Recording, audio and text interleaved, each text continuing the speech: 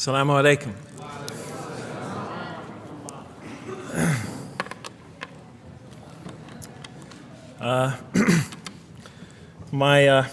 I've come from the University of Kansas. We're playing in the Final Four this very instant. So I want to let you know that you've asked a lot of me today. No, I'm just joking. All right, very briefly, I just want to talk a little bit about what the Quran has to say about the purpose of life. I think this is an extremely important subject, especially for Muslims living in America, because we're sort of a minority, a new religion here, and many people are interested in what we believe. And I think the primary question that people want answered when they first consider another religion is how that religion views the purpose of life, the purpose of of our existence here. And so I'm going to begin, though, talking about an atheist's point of view, because I want to talk about what sort of answers the Quran might have for an atheist. So to begin this, I need to talk for about 5 or 10 minutes about what I believe contributed to my becoming an atheist, because I grew up in a Christian family. And then I'll talk for about 45 minutes or so about what I experienced in the Quran and how that sort of changed my perception. So it's very simple. But my wife always says I should summarize what I'm going to do before I talk, because it's easy to get lost in my speeches. And my wife doesn't have a lot of confidence in my speaking ability. Okay, so let me start out by mentioning that my mother certainly played no role in my becoming an atheist. My mother was a wonderful woman, a beautiful lady. She had tremendous dignity and class. The neighbors loved her. She was a registered nurse, and she put in many extra hours at the hospital. She worked in the ward that dealt with dying patients, and when I would come and pick her up late from work at night, not all the patients, but many of the patients would drag me over and talk to me and tell me what a wonderful woman my mother was. When she died, her funeral was packed, and person after person that came up to me had a story to tell about my mother and her goodness. Time and time again, people described her as, "Jeff, your mother is a true saint." She was a deeply religious woman, a great mother, a great teacher, a gentle person. She never cursed. I never heard her curse, swore, ever in her whole life. Never heard her speak to anybody rudely or speak about anyone rudely. She was a tremendous example of a truly religious person, and she didn't wear it on her sleeve. It was just slowly but surely you could see it just in her day-to-day interactions with people. My father, on the other hand, was a difficult man. My father, for some strange reason, had this tremendous rage inside him. I don't know where he got it. He had this terrible violence inside him. And every night he would try to quell that violence with hard drinking. And his drinking, though, only made him all the more volatile. Because my father could be laughing and joking one minute, and he could fly into an angry rampage the next for some unexpected reason. You never know what would trigger it. And once he flew into that angry rampage, it would take, he would just go wild in the house would be in havoc, and he would rage on and on and on, and it would take an awful lot of liquor and several hours before he would finally go to sleep. And this would happen night after night after night. And so my 4 brothers and I was the 4th in line. My 4 brothers and I lived a frightening and precarious childhood. But I'd have to say the worst of it was watching my father regularly taunt and threaten and abuse my mother. And it would happen day in, day in, day in, day out, night in, night out. And it was a never-ending nightmare. You see, it's really not so bad when you're the target of your father's violence. You might think it's bad when a child is the target of their father's violence, but it's really not all that bad. At the moment of attack, you're really not thinking about anything except your own survival. When he's firing punches at you or kicking you on the ground or chasing you throughout the house, or when he's threatening you, "I'm going to hurt you, bad boy," you're not thinking about anything at that moment except escape. While all that's going on, you're not thinking about the aftermath or consequences, the psychological repercussions, or anything like that. And when it's all over, you might even excuse the onslaught because you figure maybe you somehow deserved it. If not for what you did this time, maybe for something you did in the past. You could always put the blame on yourself. But a far worse fear is the terror that overcomes you when you watch your father go after your mother. Because she's the only source of warmth and kindness, of love and protection that you know. And if he were to take that away, from a little boy's standpoint, then you lost everything. But far worse than the fear is the guilt, and it comes over you from several directions. First of all, there's the guilt that comes at you upon you from the growing antipathy you have towards your father. Because we're taught to love and respect our parents, and we are born with this natural bonding attachment to them. But when you watch something like this happen night after night after night, and this rage is growing inside you, you're being pulled in opposite directions. Then there's also, of course, the guilt that comes when you think that you might be the cause of this night's violence. Maybe something you said or did that you didn't even realize triggered it. Maybe just your father's dislike of you triggered an argument between your mom and him that is now raging on downstairs. But the worst guilt of all, and it is by far the very worst, is knowing that you did nothing to stop your father from hurting your mother. Because while he raged on against your mother downstairs, you hid in your bed and you trembled underneath the covers. Maybe you whimpered and you cried and you put the pillow on your head. And thus, you traded personal respect for personal safety. And with each such incident, you come to realize with ever greater and greater clarity, you come to realize your own weakness, your own impotence, your own incompetence, your own worthlessness, your own cowardice. And the hate grows and festers inside you, not only for the man that you call father, but for yourself as well. It is a terrible, terrible thing to make a young boy choose between his mother and himself. It is extremely unfair. I noticed that tomorrow there's going to be tomorrow morning, a lecture about spousal abuse given by Dr. Shaheen Rizwan. I hope you'll all attend it. I think it's a very important subject. When I was little, I used to daydream about life without my father. I just wanted the violence to go away. I wanted not to be afraid anymore. I felt like I was trapped in a bad dream and there was no way out. And so I prayed to God again and again and again to remove my father from our lives.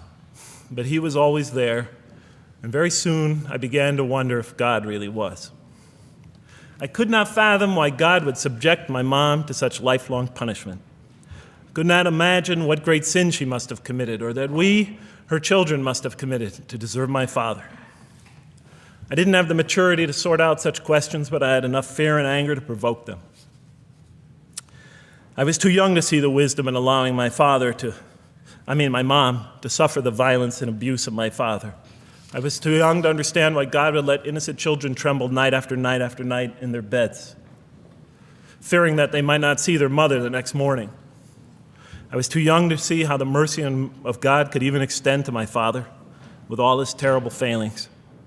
All I could see in my world was chaos and violence and fear, and so it became easy for me to question the existence of God, and I began to do that at a very early age.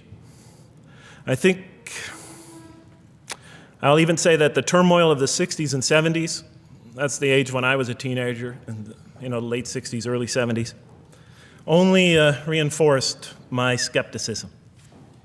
When John and Robert F. Kennedy were assassinated, or Martin Luther King was gunned down, when Vice President Agnew was kicked out of office and Richard Nixon soon after him, when the race riots erupted in city streets like mine, and gang fights erupted in our cities, many of those which I was involved in, when I saw the bizarre and senseless carnage of Vietnam, they all confirmed the lesson that was already ingrained in me and that my father had taught me so well, that the world is dominated by random, consuming, undiscriminating violence.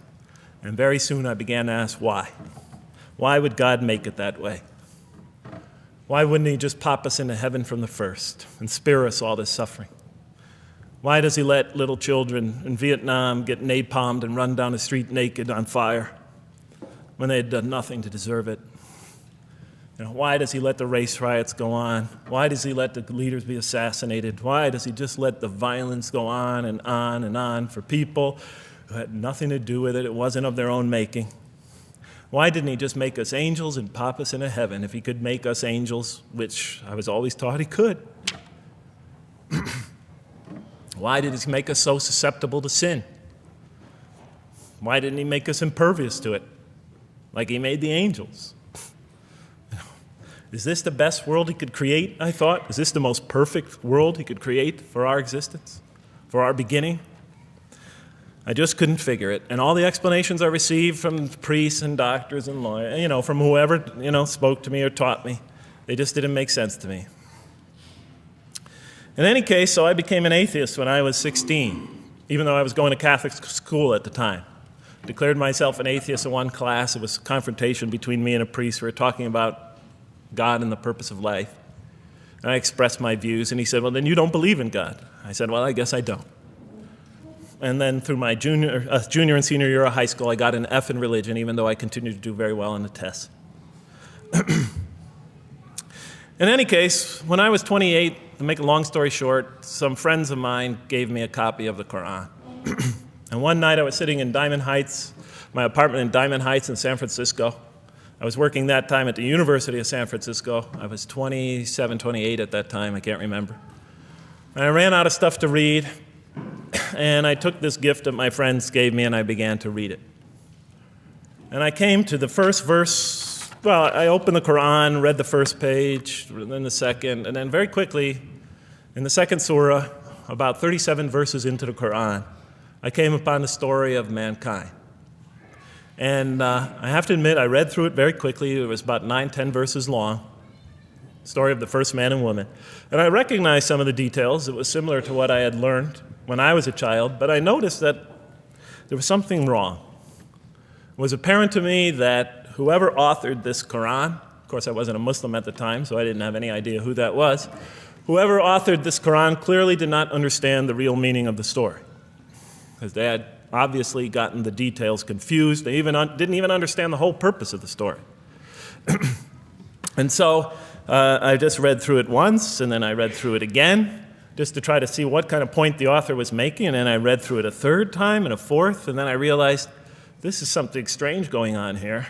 I'm going to read this much more carefully. I'm going to need to go through this story line by line, verse by verse, because it's obvious that the author is trying to bring out another point.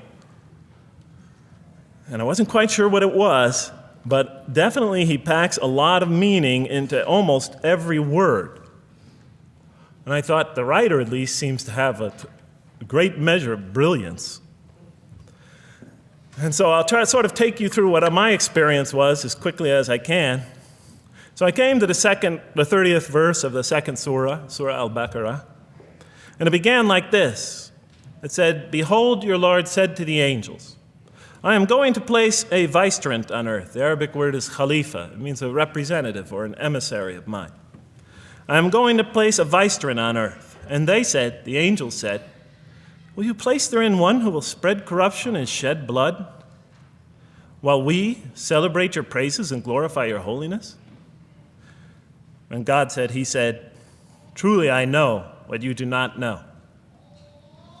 See, that's the verse that hooked me. That's the verse that caught my attention. That's the one that kept on making me read the story again and again and again.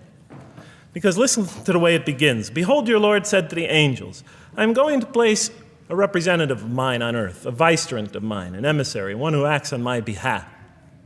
I thought, that's not the way it goes. You're not supposed to be placing man on the earth in some positive role, some elective office. You place man on earth as a punishment for his sin. Clearly, I knew the author didn't quite get the point. But still, it was an amazing line. But then I come to the next line, and it says, and the angels say, will you place her in one who will spread corruption and shed blood, while we celebrate your praises and glorify you? I looked at it again. I couldn't believe the question.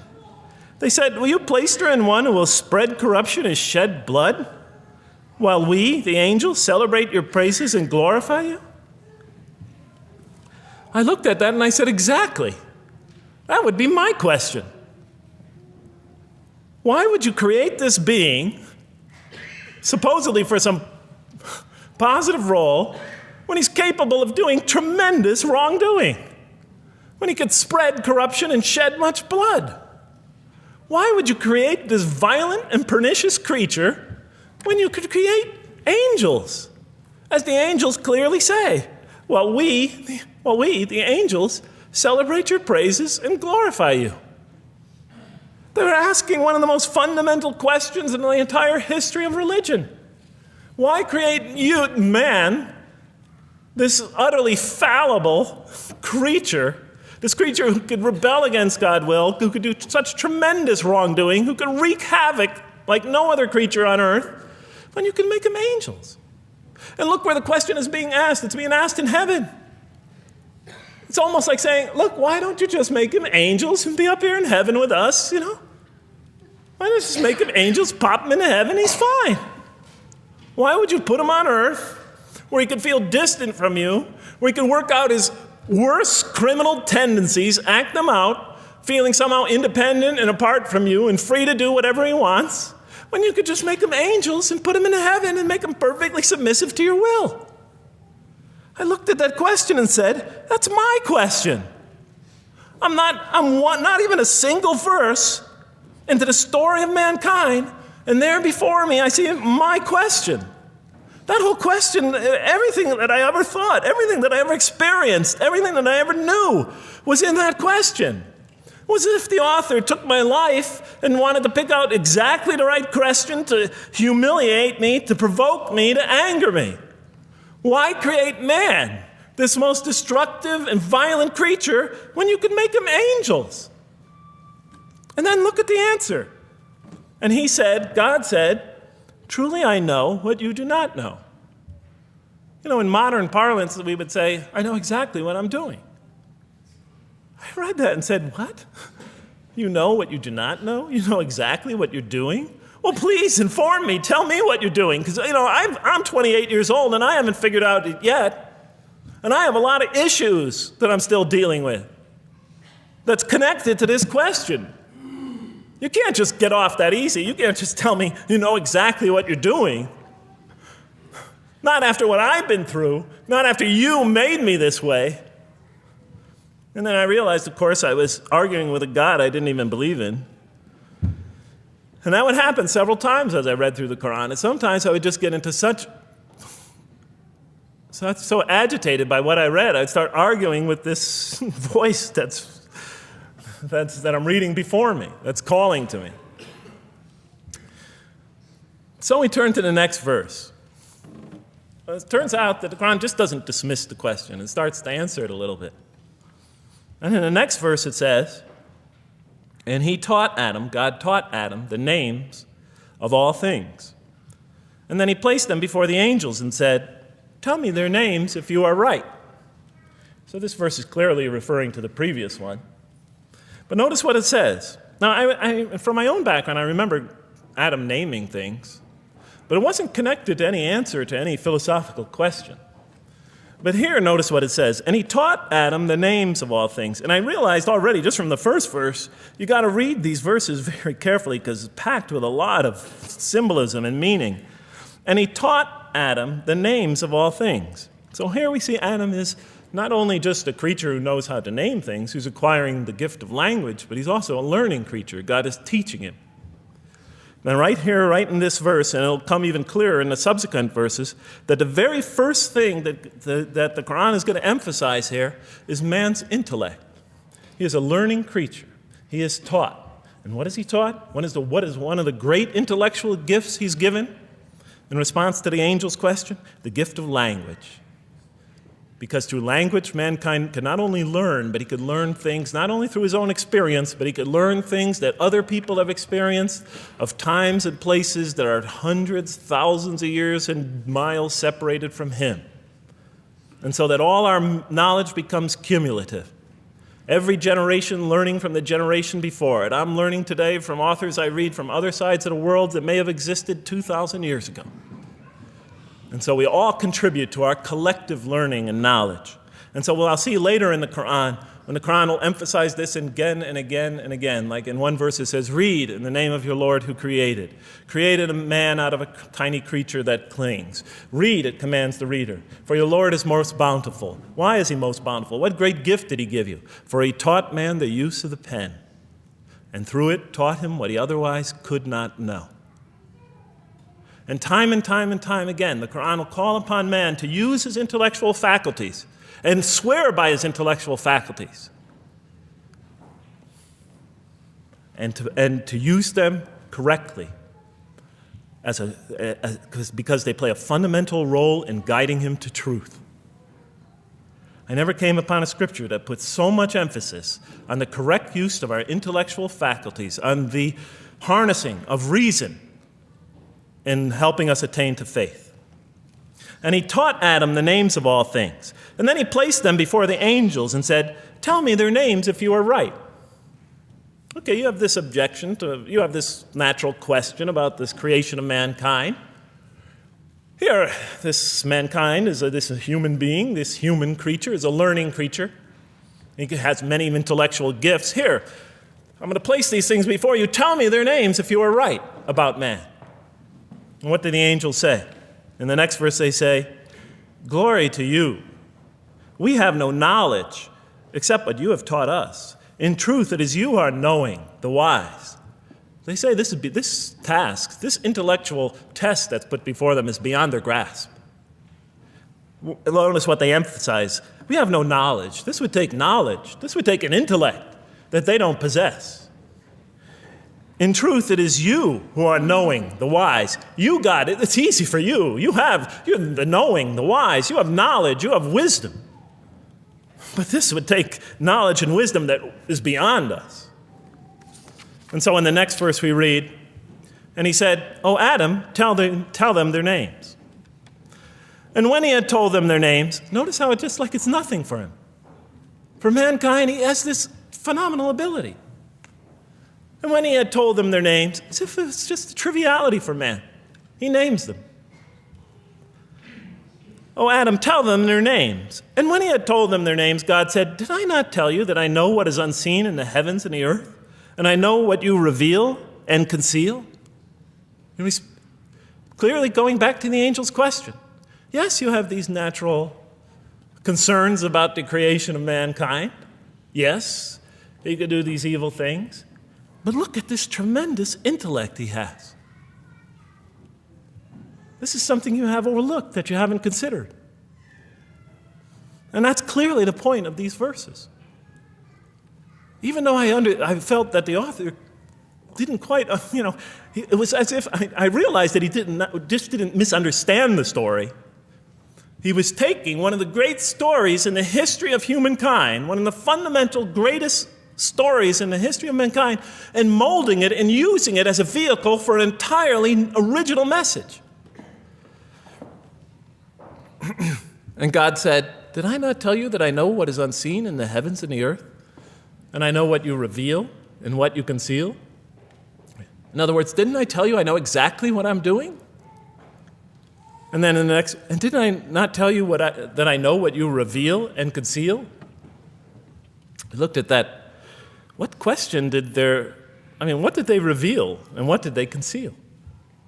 What did their question reveal and conceal? I thought about it for a minute. Oh, it's obvious. What did their question reveal? You just go back and look at the question. It revealed the sinful and sinister propensities of man. I mean, it's obvious, right? Why are you all looking at me like that? You're starting to scare me. You're all looking very serious. Am I losing you? Wow. Okay. So, they revealed the sinister and evil propensities of man. But what did their question conceal? And all you have to do is think about it for a minute. Human beings, yes, they could do evil. Yes, they could do wrong. Yes, they could create misery. But they could also do exactly the opposite. They could choose to do evil. They could choose to do tremendous good. They could choose to do tremendous violence. They could choose to show tremendous compassion. They could choose to live by falsehood. They could choose to live by the greatest truths. They could be terribly ugly. They could be terribly beautiful. And up until that point in my life, I, like the angels, that only saw one side of the coin. For the first time when I read that verse, believe it or not, it was an eye-opener for me. I had always been obsessed with the evil potentials of human beings. When I read that verse, I realized that, and I had a great example right in front of me with my own mom, I realized that I had been blinded by only one side of human nature. So we go on to the next verse. And behold, we said to the angels, bow down to Adam, and they bowed down. But not so Iblis. Iblis is like the father of Satan. Satans, satanic beings, forces, creatures, existences. He refused and was arrogant. He was of those who reject faith. An interesting statement. And behold, we said to the angels, bow down to Adam. And they bowed down. Bowing down could symbolize two things. Bowing down could symbolize the superiority or potential superiority of one being over another, and so they bowed down to them. Bowing down could also mean that they serve that creature in some respect. Of course, the Quran says that all beings serve God, all created beings serve God. But this verse seems to be indicating, and the rest of the Quran will make it clear, that these angelic beings, these angelic entities, will serve the development of mankind. We'll even see later that the satanic beings serve the development of mankind. Both forces, angelic and satanic, will serve the development of mankind. Because one will present man with a choice to do the most altruistic things. The other will simultaneously try to influence man in the opposite direction. And so human beings will be moral creatures, and they'll have to make moral decisions. And it's in those moral decisions that they will grow spiritually and morally as human beings. And they'll take that into the next life. And the angelic and the satanic forces will be catalysts for those moral choices that they make. They will heighten the human being's awareness of the rightfulness and the wrongfulness of the choice he's about to make. And the self, the soul, the nafs, as they say in Arabic, will have to make the ultimate choice between good and evil. And that choice, that test will come again and again and again as human beings either grow or decline. And those tests will come again and again and again to try to help him towards his spiritual evolution, to bring him back. But that choice is ultimately ours. But I'm getting ahead of myself. And so we said to the angels, bow down to Adam, and they bowed down. But not so Iblis. Iblis is Satan, this rebellious force, this evil prompter, the one who whispers into the human heart. He comes into being. And with the introduction of Satan, we have the introduction of evil, that evil influences on human beings. And notice why Iblis does not bow down. He refuses because he was arrogant. You know, we often hear what's the root of all evil? In the West, it's always money, greed, etc. Here the Quran says that, seems to be saying that the root of all evil is not always material wants. It's not always money, it's not always greed. At the heart of evil is arrogance, putting yourself above all others, of assigning to yourself special priority and neglecting the rights of others, of pride and arrogance and envy, the source of evil. He was of those who reject faith. I looked at that verse and I said, okay, I get why you would create angels, to sort of influence man in a positive direction. But why in this story now are you introducing Satan? What sort of role was Satan play? And then, of course, you just think about it for a minute and you say, yes. The story is telling us that on one hand, we have these magnanimous urgings come from one direction. On the other hand, we have these satanic urgings coming from another direction. In other words, the Quran is telling us that man is not only a learning creature, but he's a moral creature. He has understanding of right and wrong. And God infuses those, and allows those influences to come to him. Man is not only an intelligent being, but a moral being. And so, the Quran is not all that difficult to understand. You just sort of read it, I found, and you just sort of follow your nose through it and see what it's saying. I'm sure as most of you in this audience know.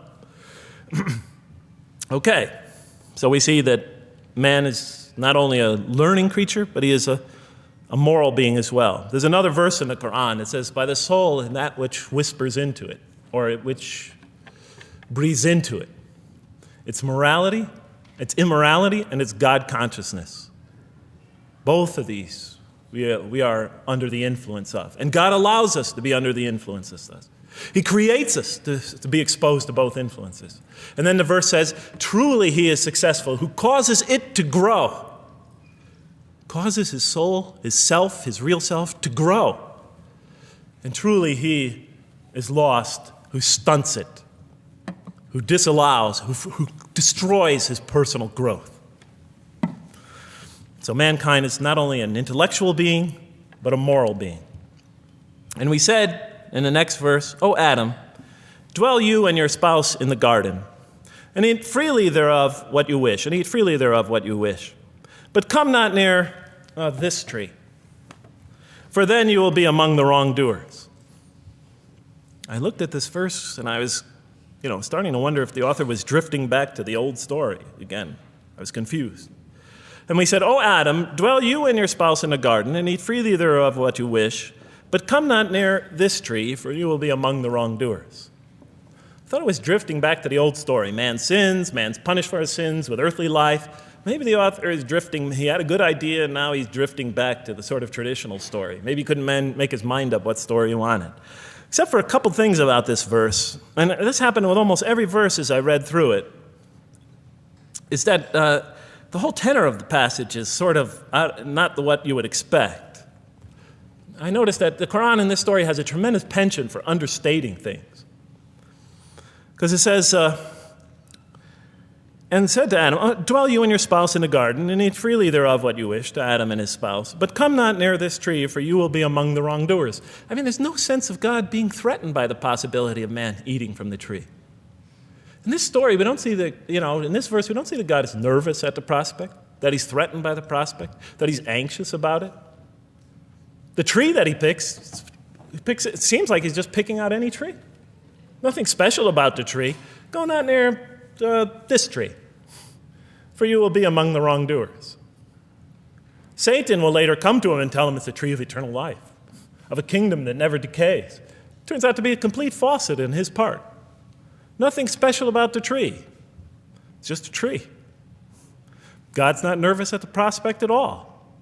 In the tradition that I came from, God is threatened by the prospect.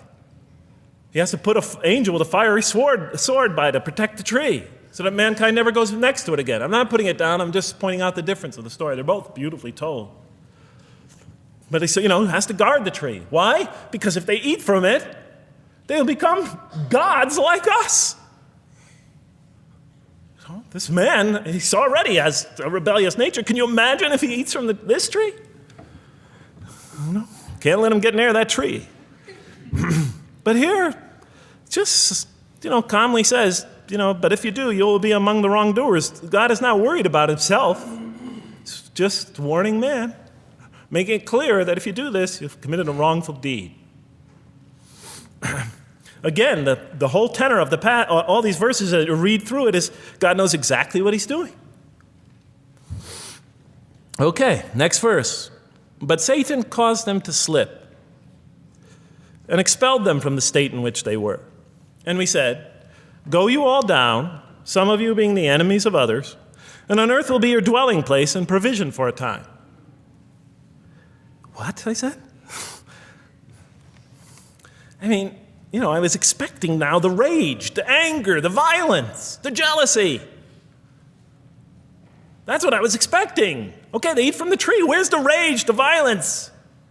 I'm going to punish you now. You're going to sweat on earth. And you're going to suffer, and you're going to stub your toe, and you're going to work, and you're going to labor. And you're going to die there for what you did. And where is the woman? All right? And the woman. All right? She's the one who's going to suffer the most. Right? She'll have to suffer labor pains and monthly cycles. Right? And bleeding and crying out when her children come into the world. And she'll scream out. And worst of all, the greatest humiliation, the man will rule over her. When he's obviously her intellectual inferior because she and the angels she and Satan seduced him, and he just bumbled along and committed a real, wrong deed. Well, I don't mean to make light of it. But the story is obviously different, though. No threat here. As a matter of fact, look at the way it says, "O Adam, dwell you and your spouse in the garden, and eat freely thereof what you wish. But come not near this tree, for you will be among the wrongdoers." Then they make the mistake. But Satan caused them to slip and expelled them from the state in which they were. And we said, "Go all you down, some of you being enemies of others, will be adversaries of others. Some of you will be adversaries of each other, and on earth will be your dwelling place and provision for a time." This is not a deity losing it. If you look at it, on earth will be your dwelling place and provision for a time. That's not the words of a God that has lost, that is really extremely upset. On earth will be your dwelling place and provision for a time. When I walked into the hotel today, and they said, and it's this nice one up there, I don't know the name, I can't remember the name of it, but it has a continental breakfast. And they said, your room will be room 111, and there's a continental breakfast in the morning. I didn't say, I didn't think they were mad at me. Because they said, you're going to sleep here, and this is going to be your provision in the morning. Oh, thank you. But notice something else about this verse. When you read these verses for the first time, I don't know, maybe I'm nuts, and many people think I am.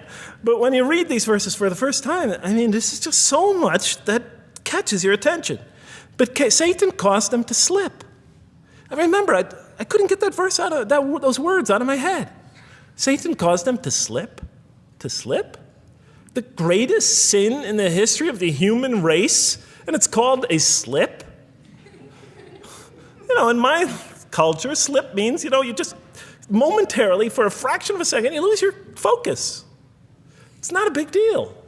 My Uncle Bob used to always say to me, "Jeff, I'm sorry I'm 5 minutes late, I slipped up." The understanding is it's no big deal. It's just a slip.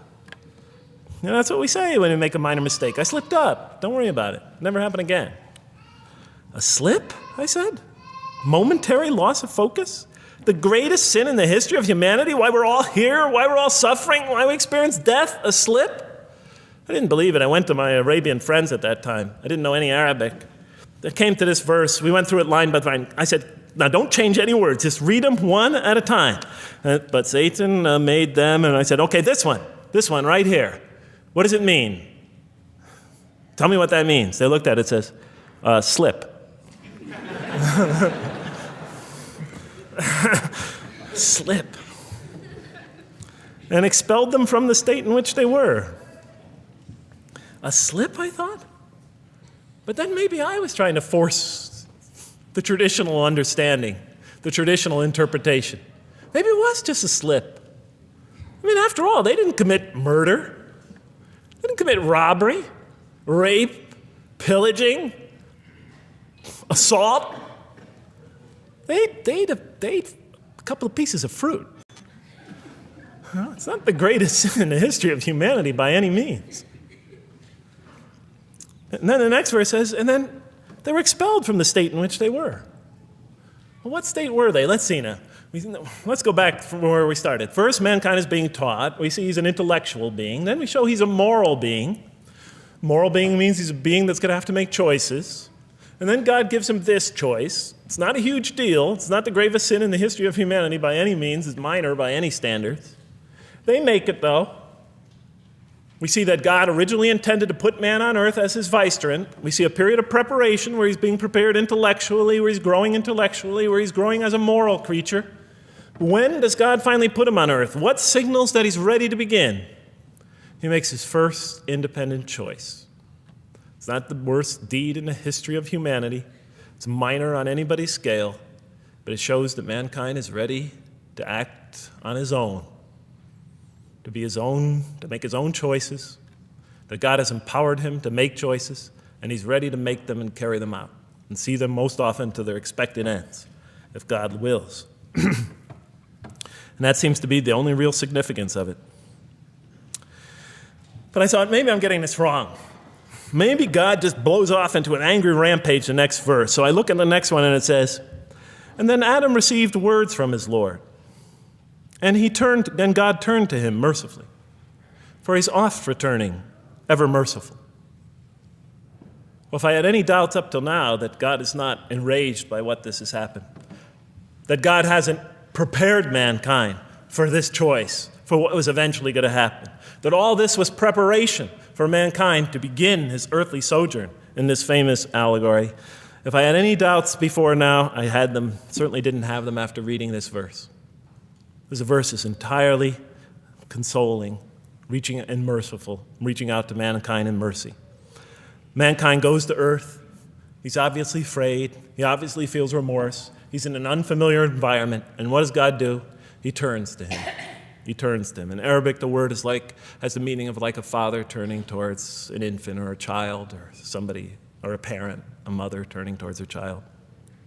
And he turns to him mercifully, and for God is oft returning, ever merciful. And Adam receives words from his Lord.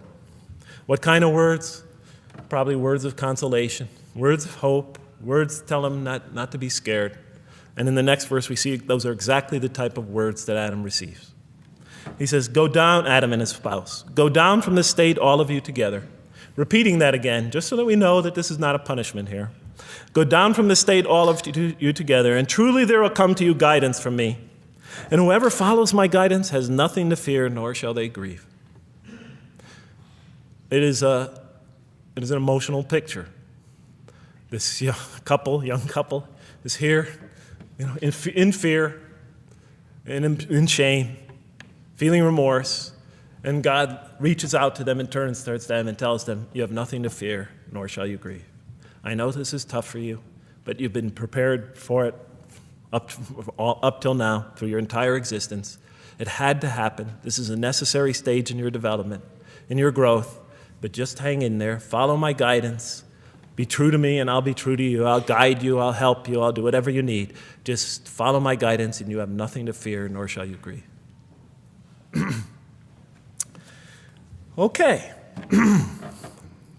So I was impressed.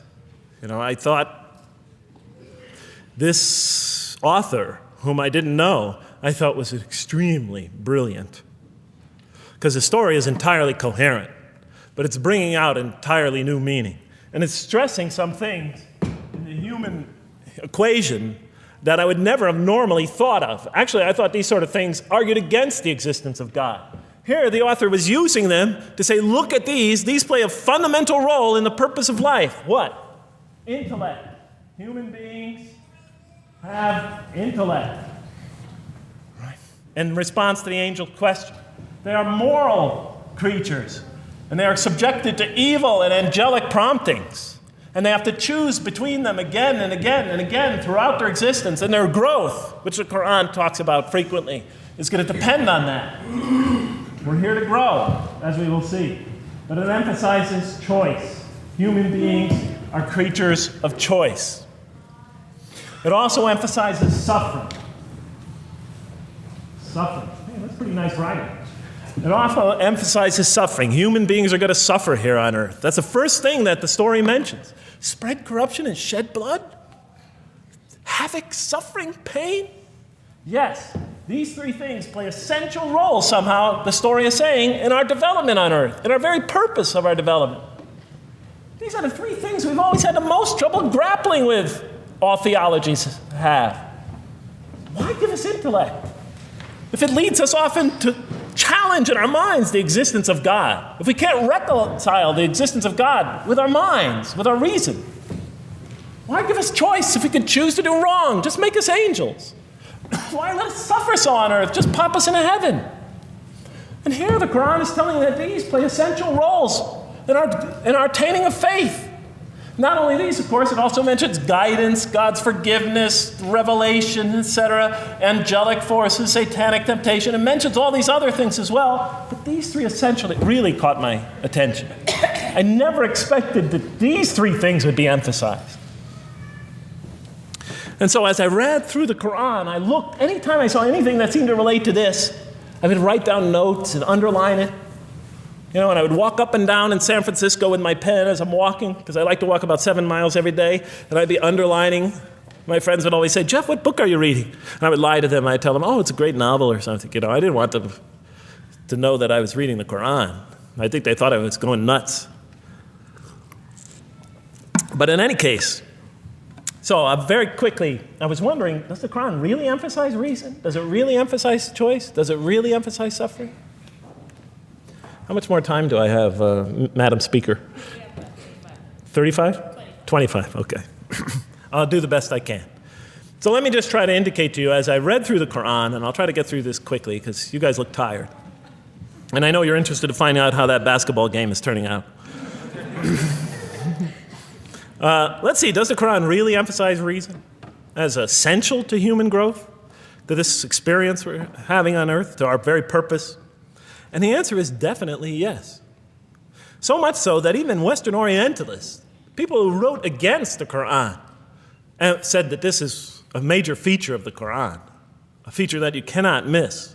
Henri Lemens, writing in the early part of this century, one of the famous Orientalists, who wrote very much against Muslims, hoping to unseat them from their religious belief. He wrote, "The Quran," and this is his quote, "is not far from considering unbelief as an infirmity of the human mind." Unbelief is, he thought, and he was saying it mockingly, is like, you can't think straight. You're not using your mind right, as my father used to say.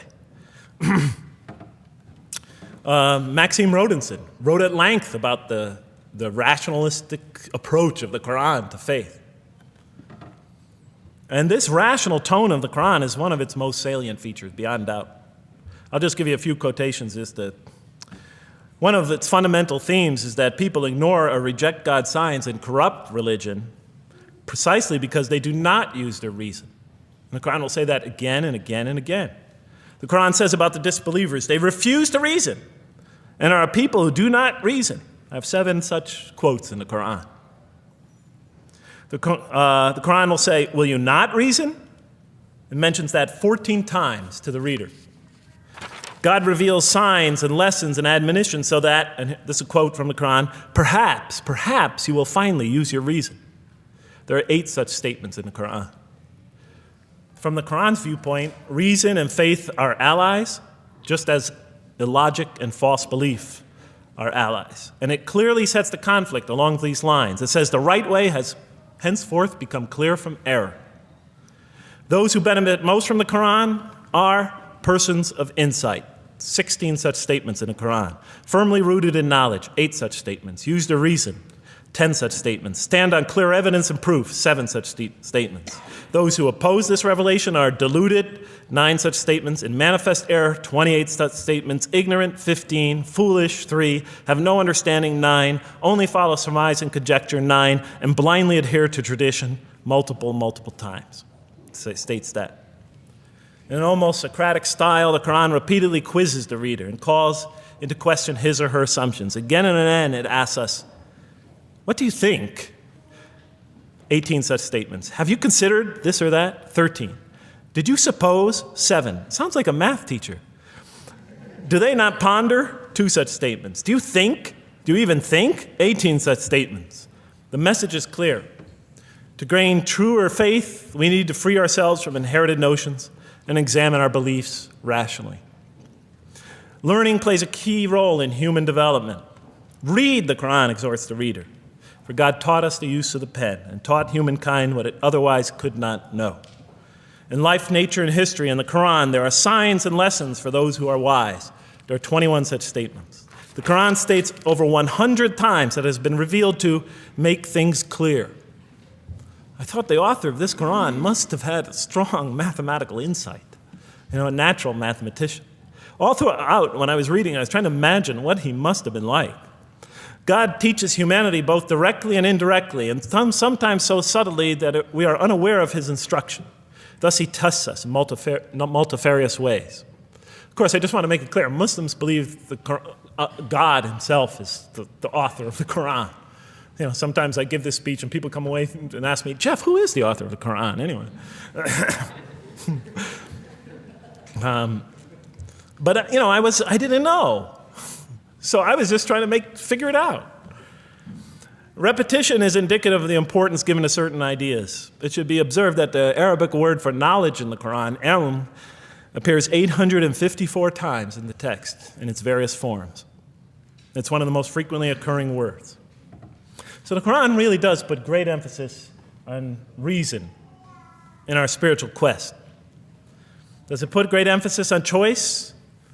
Well, here's what it has to say. Let there be no compulsion in religion. The right way is henceforth clear from error. It's a choice, and it must be freely made. And it's a choice between correctness and error, between right and error, between reason and falsity. Had God willed, he could have indeed guided you all, it says in the Quran. I went, why not? I thought. Why not just guide us all? Why let some of us choose to go this way and that way? The Quran was constantly provoking me as I read it. Do not the unbelievers know that had God willed, he could have guided all mankind? Oh, do not the believers know that had God willed, he could have guided all mankind? Okay, I'm an unbeliever, I thought. Tell me, why didn't you guide all mankind? If you want us to be in conformity of your will, just make us that way. And if we had so willed, we could have given every soul its guidance. Why did you let us be creatures of choice? Just program us to do the right thing. Never make a wrong choice. Had God willed, he could have made us all one community. He could have made us clones of one another. But he didn't. It wasn't part of his plan. Enlightenment has come from your Lord. He who sees does so to his own good. He who is blind is so to his own hurt. It's your choice. It says it again and again in the Quran. Remember when I was reading this, I was a disbeliever. And this scripture is constantly reminding me, it's your choice, Jeff. It's no compulsion in this. It's your choice. It's up to you. You're probably not reasoning correctly here. Think a little harder. Come on, try. It's just a few more steps. And whoever is guided is only to his own gain, and whoever is stray, I am only a warner. It's your choice. We have revealed to you the book with the truth for mankind. He who lets himself be guided does so for his own good. He who goes astray, it's to his own hurt. It's his choice. There are many, many such references. I'll stop there. But you get the point. The Quran clearly emphasizes that choice plays a key role in our development. But what about suffering? Suffering's the biggie, right? That's the real major question. What does the Quran have to say about suffering? Because every religion deals with suffering in a different way. It's either something you have to be saved from, and so some religions stress salvation, or it's something that you have to sort of transcend through meditation and training so you can sort of not feel it so much, get above it and beyond it. Some religions see it as primarily punishment. Some of the more ancient religions see it as the result of the precarious and whimsical, control of many gods working against each other, playing with human beings. Different religions have dealt with it in different ways. But almost all of them, I would indeed say all of them, have sort of seen it as something not so good. But let's see what the Quran has to say about it. Something to be avoided, to transcended, to be saved from. The Quran says just the opposite. You are going to experience it. You will suffer in this life. And it plays a fundamental role in your development and your growth and in what you are to become. This scripture didn't just say you're going to experience it. It said you should embrace it. You should struggle through it. Your life should be a struggle, it says. It should be a jihad. Yeah, right? But that's what it says. Jihad means struggle. When the Quran most says jihad, it's very seldom, it's most often not in the context of fighting. Qital is the Arabic word for fighting. But it says even in the Mecca verses, long before Muslims had to defend themselves against their oppressors, it mentions that you have to struggle in the path of God. With the Quran, it even says. Struggle in the path of God with this Quran. Life is a struggle. It says in one verse, most assuredly we will try you with something of danger and hunger and the loss of worldly goods, with the loss of your lives and the fruits of your labor. Most assuredly we will try you. It's not just talking about evil people, good people. But give the good news, the glad tidings. Be happy for those who are patient in adversity and suffering. Good news, I thought? Doesn't the author understand the terrible effects of suffering? Give the good news to those who are patient through adversity, who when calamity befalls them say, truly unto God we belong and truly unto him we shall return. In other words, that this could benefit them. It was a remarkable statement. Here's another one. Do you think that you can enter paradise without having the like of those who passed away before you?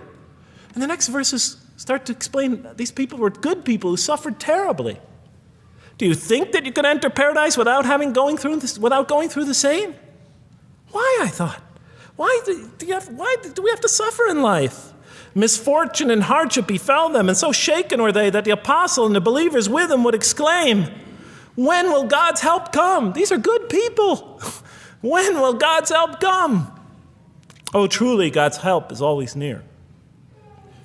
You will certainly be tried in your possessions and yourselves, the Quran tells the reader. You're going to face hardship.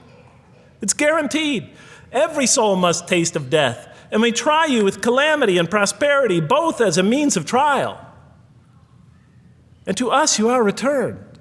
You are going to have hardship here. There is going to be no heaven on earth. This environment is made to be an environment of adversity. It is made to be an environment where you have to work, where you have to struggle, where you have to strive. And it plays a key role. Oh man, truly you've been toiling to your Lord in painful toil, but you shall meet him. You're toiling, yes, but you shall meet him. We certainly created man to face distress. What, I thought? We certainly have created man to face distress. You made us to face distress? Does he think that no one has power over him? Sometimes people get, so down, they just think, this can't be a God. Look how I'm suffering. He will say, I have wasted much wealth. Some people just become totally devoted to worldly aims. Does he think that no one sees him?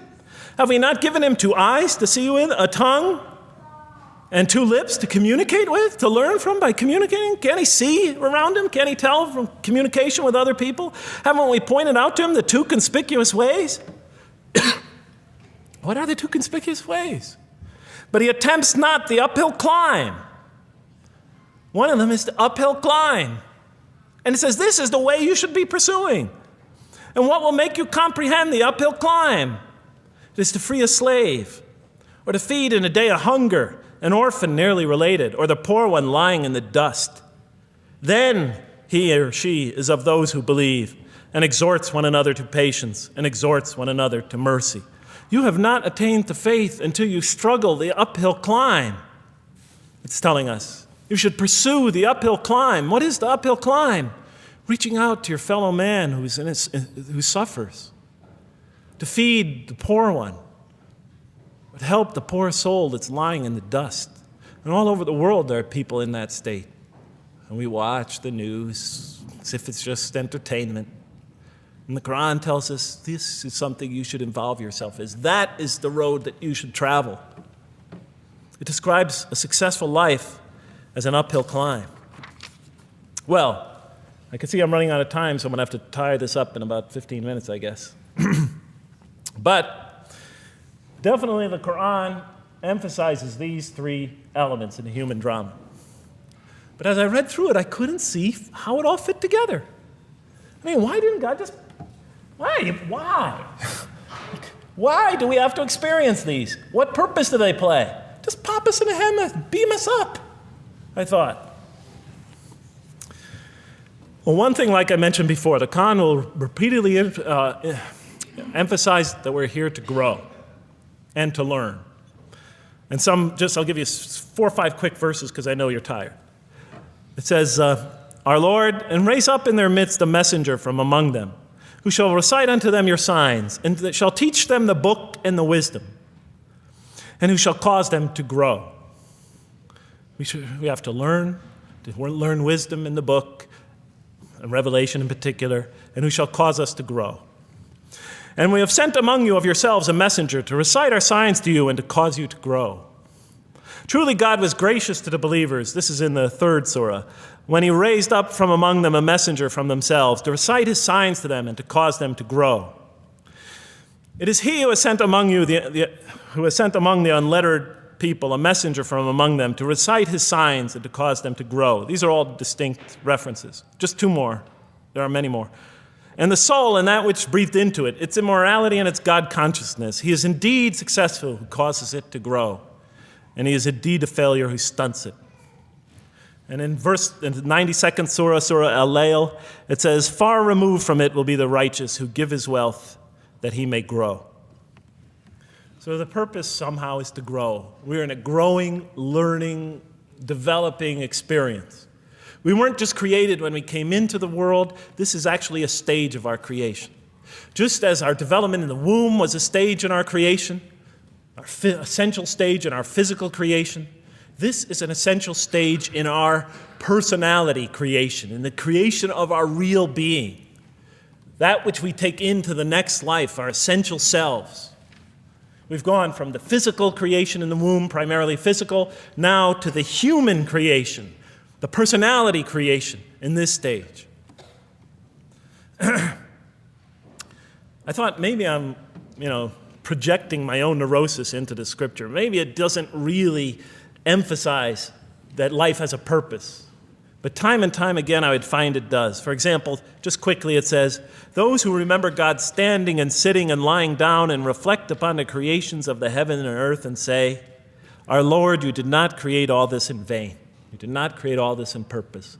Just when I was starting to think, maybe the Quran really doesn't state a purpose of life. It really doesn't mean there's a real purpose of life.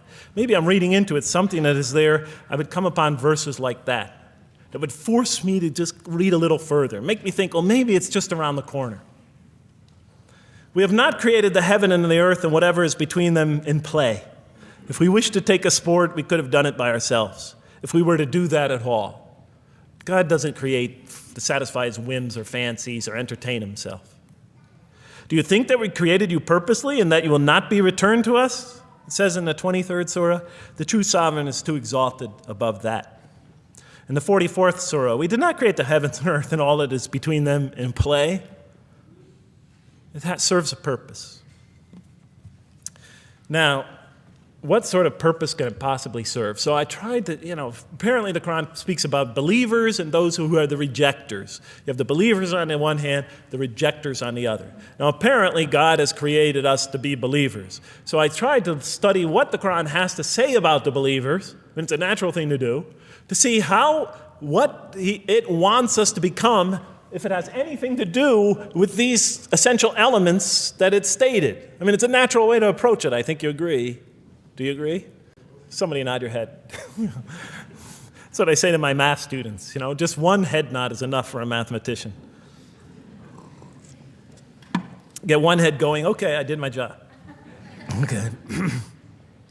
So, how does the Quran describe the believers? What are they supposed to attain to? What is their ultimate thing that they're supposed to get? What are they ultimately supposed to achieve? And it's very clear when you read the Quran that what they will achieve in this life and will experience to so much greater degree in the next is they will experience a relationship of love with God. They will turn to God in love, and God will turn to them in love.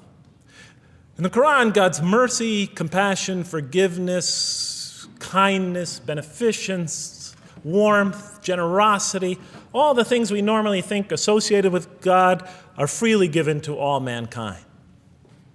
But when the Quran speaks of God's love, we would normally think of that as God's love. But when the Quran speaks about God's love, it's talking about something very special. His love is always presented as a relationship between two. If we do not turn to God in love, then we just receive His mercy, forgiveness, kindness, beneficence, warmth, generosity, all those wonderful nurturing things, His nurturing, and we reject it.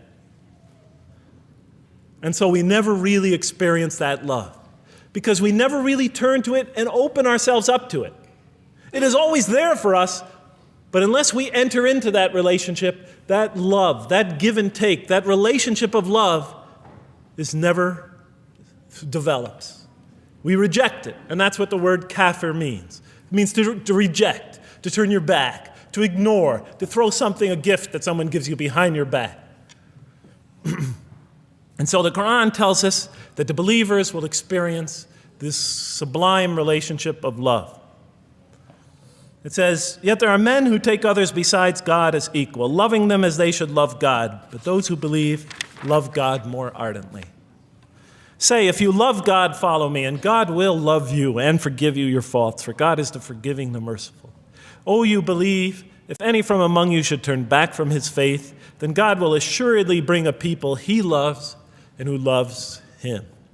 And throughout the Quran, I'll mention time and time again that God loves the believer. God loves this type of person. God loves that type of person, and so forth and so on. So it's quite, and I'm trying to pick the speed up here, so you'll have to excuse me for that. But it is apparent from the Quran that one of the purposes of creation, maybe the essential purpose of the creation, is to produce from this subset of humanity that will freely enter a relationship of love with God. They will not only experience the beauty of other relationships in their lives, but this love that they will experience with God is the sublime experience that they will enjoy. Not only in this life, but infinitely greater in the next, when all the distractions, all the masks are stripped away. Okay, I thought, you created us to love you, for us to turn to you in love and to experience your love, to receive and experience your love. But why do you need these? Just pop us into heaven, love us, and make us love you. Program us to love you. You'll make my dog love me. Do the same sort of thing. I kept on coming back to the same issue. Just do it. Okay.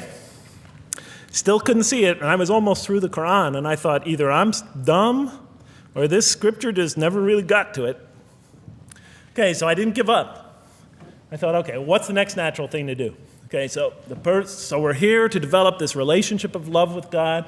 The Quran tells us that, if we are believers and we do good, we'll experience great joy and peace in this life, not only through our relationship with God, but through complementary relationships with all the people around us, and this world will be a one for us of peace and serenity, even though we have to struggle and survive and suffer. But I couldn't see, how this all tied in with this suffering business and why he couldn't just put us into heaven. So what's the next natural thing to say? Okay, so we're created to have this relationship of love with God, to enter this relationship, to experience and receive all that he has to offer us. So the natural thing to do is to study the two partners in that relationship. What does the Quran have to say about us, the believer? What does it ask of him and her? What does it require of them? And then what does the Quran tell us about God? And then is there some essential nexus, some essential connection between them, and does it have anything to do with these? Because if the Quran doesn't show that, then the essential link that links all this together, that pieces it all together, is missing.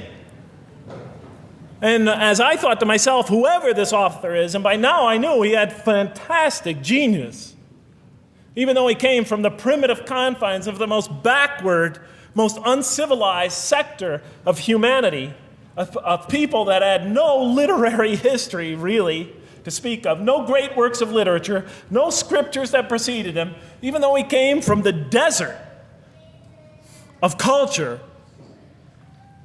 Even though this came out of that environment, and the mind behind it had to be tremendously and phenomenally genius to come out of that surrounding and produce something like this.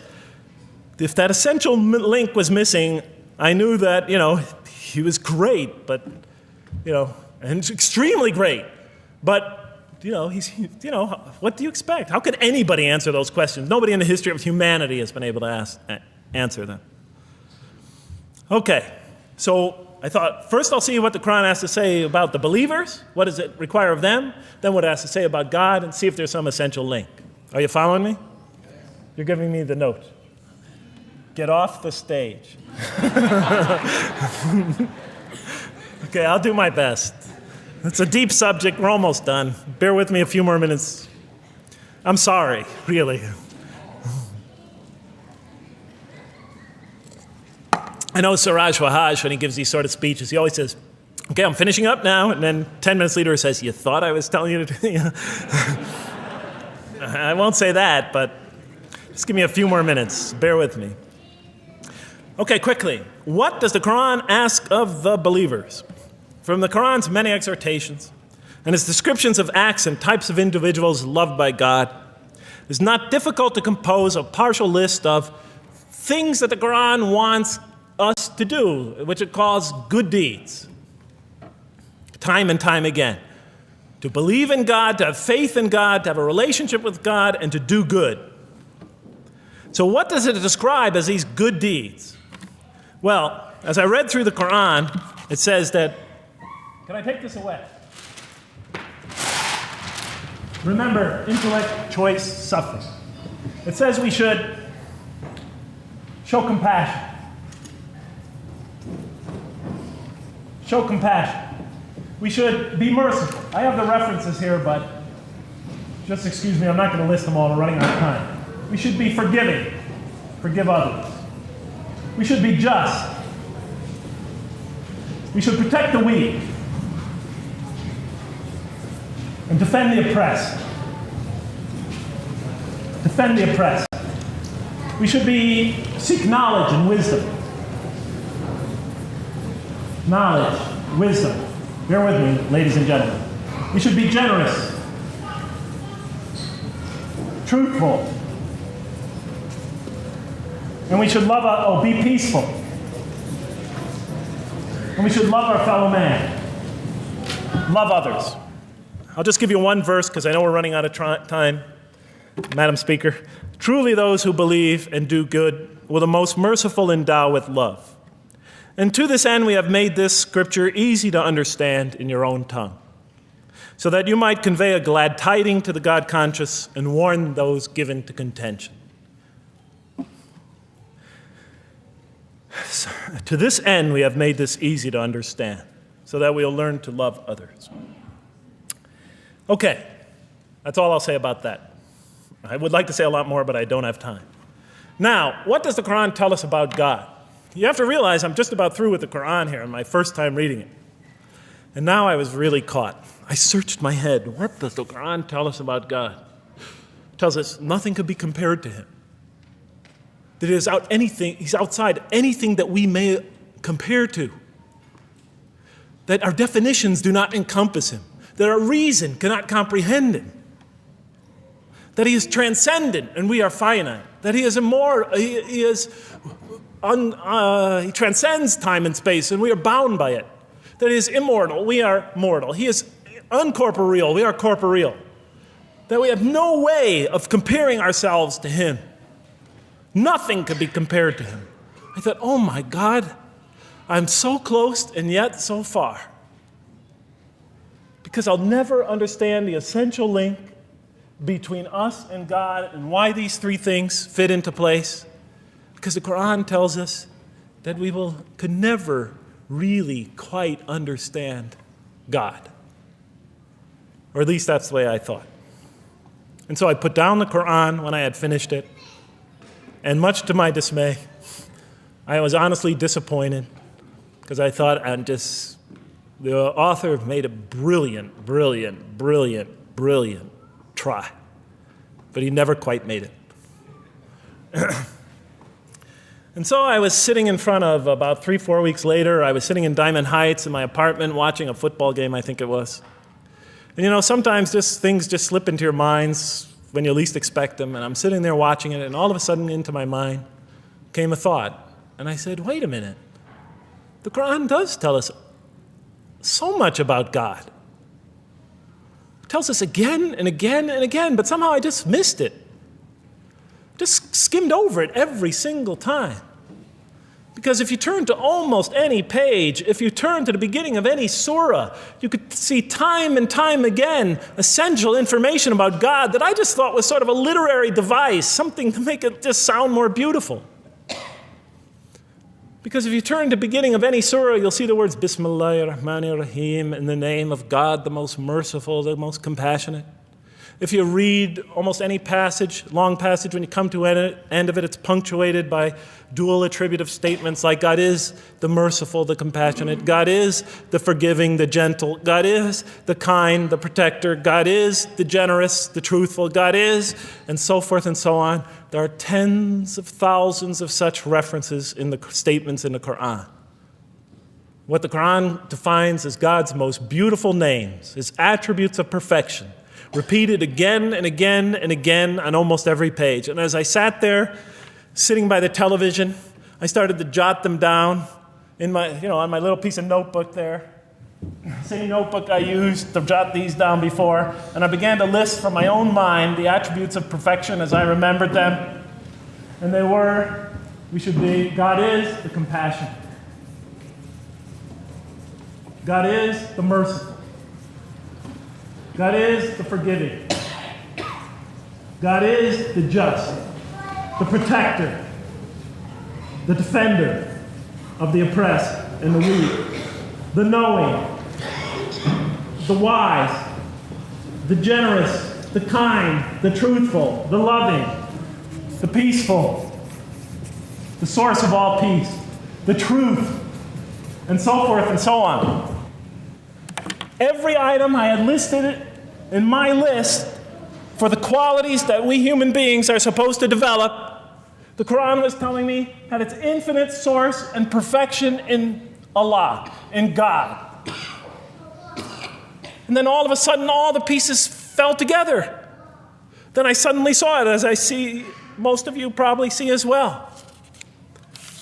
That now, suddenly it all began to make sense to me. In what way do I say that?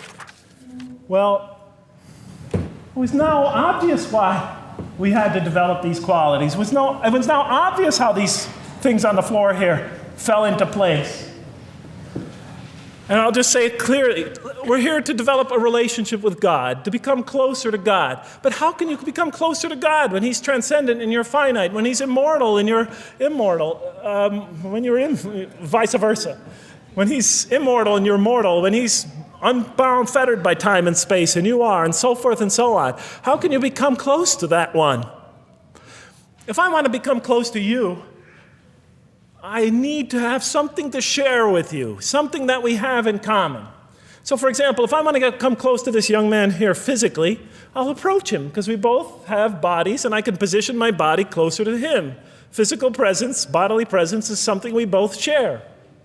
If I want to become closer to that gentleman back there, if I want to become closer to him intellectually, I'll reason with him so we will have a convergence of minds because we both possess reason.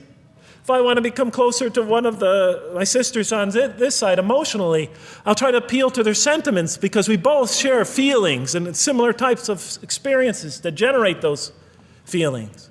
But how does one become closer to God? What do we share with him? We share with him exactly what he gave us. Because the Quran tells us that when we came into this life, he breathes into our spirit something of his spirit. And that we come into this world with the seed of these very qualities within us. And we could either kill them, stunt them, as the Quran says, or cause them to grow. And when we grow in these, we grow in our ability not just to experience tremendous beauty in life through all this, but we grow in our ability to receive and experience the infinite beauty, the infinite peace, the infinite truth, the infinite compassion, the infinite mercy, the infinite, etc., all the way down the list, that only comes from the infinite perfect source of all these. The more we grow in mercy, the more we grow in our ability to receive and experience in this life and in the next, to an infinitely greater degree, the mercy of God. The more we grow in compassion, the more we grow in our ability to receive and experience God's compassion in this life through prayer and through ritual and through contemplation and through other experience of others.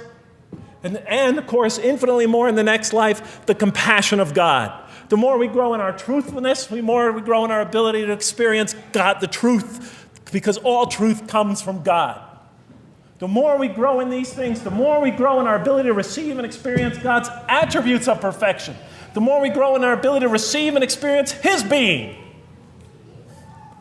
And that sort of nearness we are growing to Him is tied to our essential nature and to His. It's more than just physical nearness. It's more than just a convergence of ideas. It's more than just a convergence of feelings. It's a convergence of essential beings. It's the closest type of nearness two can feel, two can experience. I'll just give you a quick analogy, because this helped my children. Let's pretend I have a goldfish, a dog, and 3 children.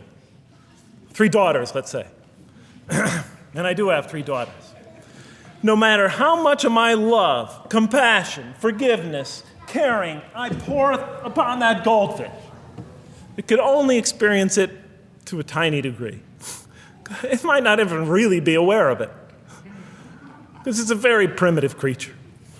But my dog, on the other hand, when I show it all my kindness, all my love, all my compassion, all of what is essentially me, it can experience it to a much higher degree than my goldfish. And through its interaction with me, through its own trying to give its own self to me, we could experience a quite wonderful relationship. But my children, especially as they grow older and go through their own experience and their own development, could receive and experience all the love and the compassion and the forgiveness and the caring and the generosity and the protection, everything I have to offer. They could experience my being to a much higher degree than my dog ever can. And we could have a relationship of beauty that I could never have with my dog. As much as I love animals, having had 3 daughters, I know that the relationship that you have with 3 beautiful daughters could never even come close. No other relationship could approximate that. Of course, my relationship with my wife is also extremely beautiful, and she might hear this. And she's a wonderful woman, really. I mean, she's the source of so much beauty. But, okay, Madam Chairman, I am ready. So that seems to bring it all together. So now, I thought, wait a minute. That doesn't explain this. Why the intellect? Why the choice? Why the suffering? I thought, you almost had me, this Quran. You almost duped me. You almost tricked me, seduced me into accepting this philosophy. But wait a minute. What about intellect, choice, suffering? Why do we have to experience these? Why couldn't you just programmed us to be merciful, compassionate, forgiving, etc.? Why do we have to go through all this?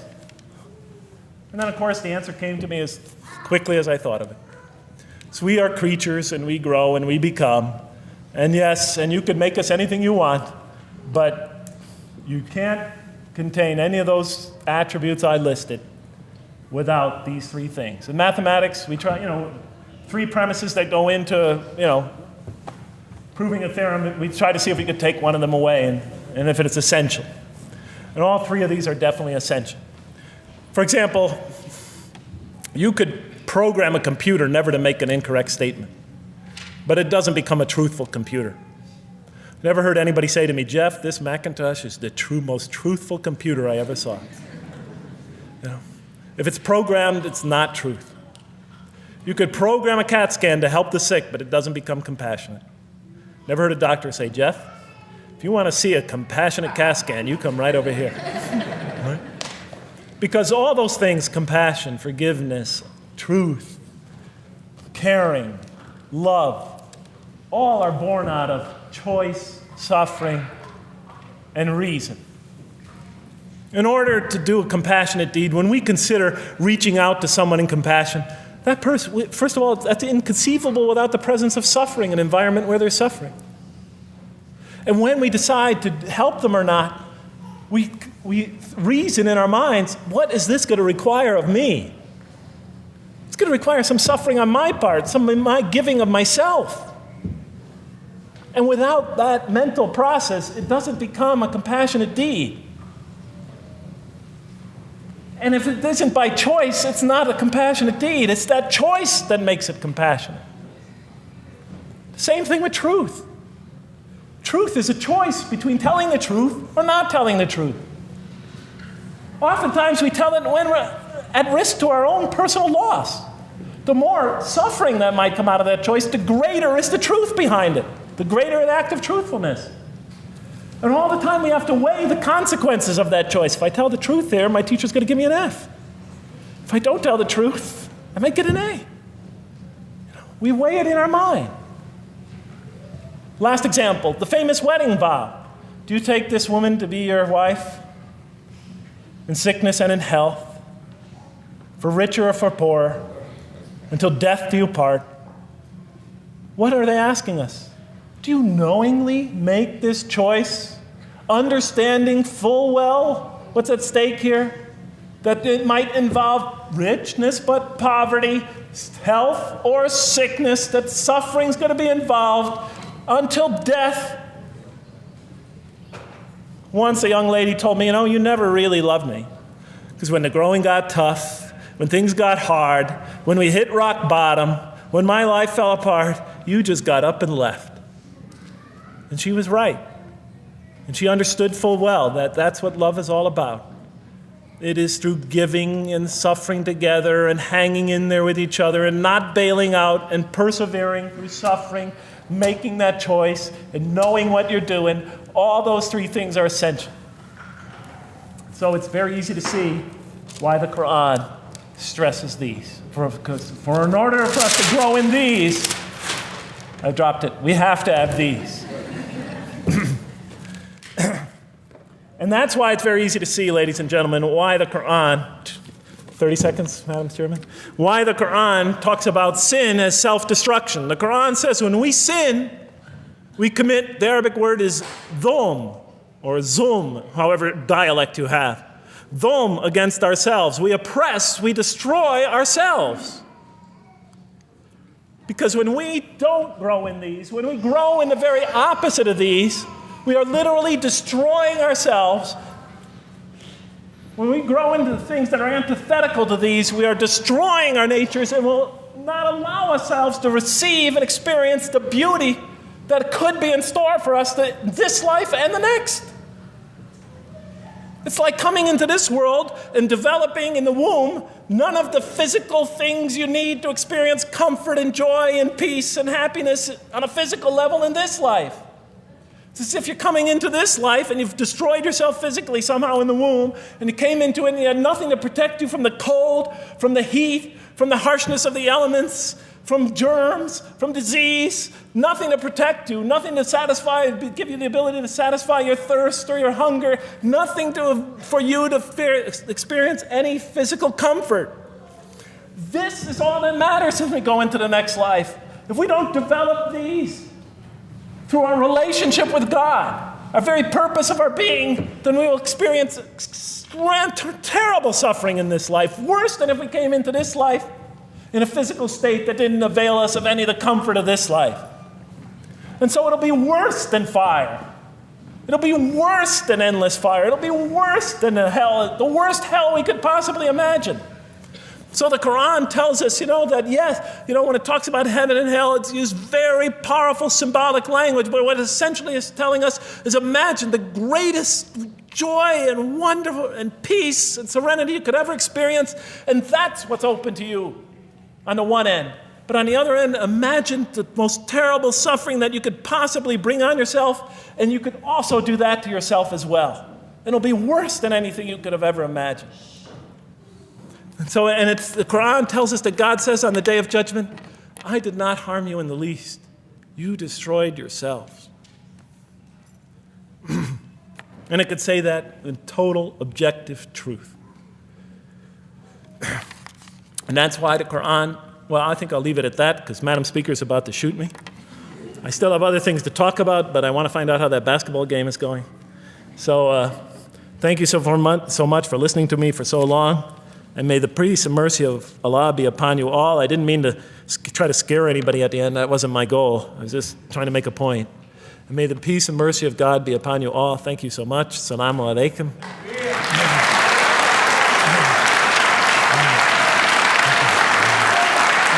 Thank you.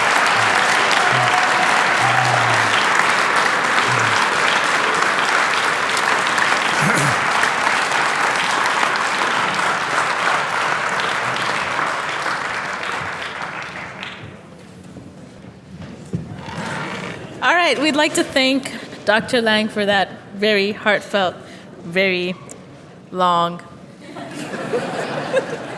presentation. I have a few things to say before you all leave, so just be patient with me for a second.